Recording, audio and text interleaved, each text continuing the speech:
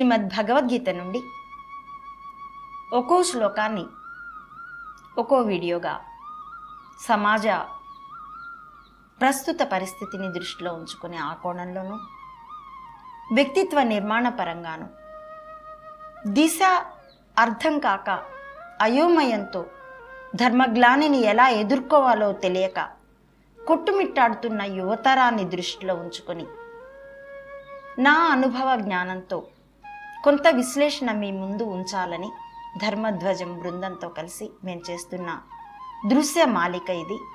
ఇప్పుడు మీతో శ్రీమద్ భగవద్గీత మొదటి అధ్యాయం అర్జున విషాద యోగం నుండి 38, 39 శ్లోకాల విశ్లేషణని పంచుకుంటున్నానండి, కొనసాగిస్తున్నాను. యద్యప్యేతే నపశ్యంతి లోభోపహతచేతసః కులక్షయ కృతం దోషం మిత్రద్రోహే చ పాతకం కథం న జ్ఞేయమస్మాభిః పాపాదస్మాన్ నివర్తితుం కులక్షయ కృతం దోషం ప్రపశ్యద్విర్జనార్దన. ఓ జనార్దన, యద్యప్యేతే న పశ్యంతి లోభోపహతచేతసః, లోభం అనేటటువంటి దోషం చేత నా సోదరులైనటువంటి ఈ కురు సైన్యం అంతా కూడాను తప్పు తెలుసుకోలేటం లేదు. కులక్షయ కృతం, చేజేతులారా చేసుకునే కులక్షయం అనేటటువంటి దోషాన్ని వాళ్ళు తెలుసుకోలేకపోతున్నారు. అంతేగాక అది మిత్రద్రోహం కూడా. మేము సోదరులమే కాదు, మిత్రులం కూడా. వాళ్లకు చిన్నప్పటి నుంచి కలిసి పెరిగాము, తాతగారి చేతుల్లో కలిసి పెరిగాము, అలాగే గురువు చేతుల్లో కలిసి విద్యాభ్యాసం చేశాము. కాబట్టి మేము వాళ్లకు ప్రియమైనటువంటి మిత్రులము, సోదరులమే కాక అలాంటి మా పట్ల చేస్తున్న ద్రోహాన్ని వాళ్ళు గుర్తించలేకపోతున్నారు. ఎందుకంటే వాళ్ళకి రాజ్యలోభం అనేటటువంటి స్వార్థం ఉన్నది గనక, మోహం ఉన్నది గనక.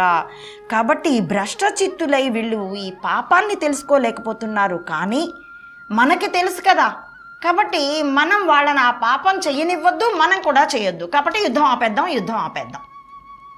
ఇది ఆయన అర్జునుడు చేస్తున్నటువంటి అభ్యర్థన శ్రీకృష్ణుణ్ణి.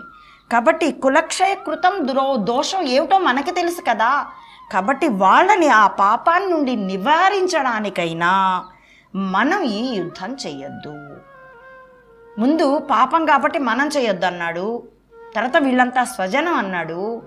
ఇప్పుడు అంటున్నాడు అస్సలు ఆ కుల వ్యవస్థ చిన్నాభిన్నమైపోతుంది, క్షయించిపోతుంది.